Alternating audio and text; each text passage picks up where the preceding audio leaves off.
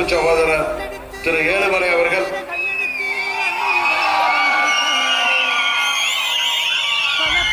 அண்ணன் இபிஎஸ் அவர்களின் ஆதரவு பெற்ற வேட்பாளராக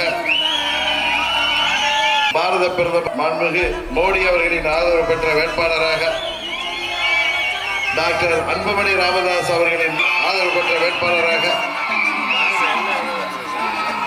அன்பு சகோதரர் புவை ஜெகன்மூர்த்தியார் அவர்களின் ஆதரவு பெற்ற வேட்பாளராக ஐயா ஜி.கே. வாசன் அவர்களின் ஆதரவு பெற்ற வேட்பாளராக நமது தேசிய ஜனநாயக கூட்டணியில் அங்கம் வகிக்கின்ற அனைத்து கட்சிகளின் ஆதரவு பெற்ற வேட்பாளராக அம்மா மக்கள் முன்னேற்ற கழகத்தின் வெற்றி சின்னம் குக்கர் சின்னத்தில் இங்கே போட்டியிடுகிறார்.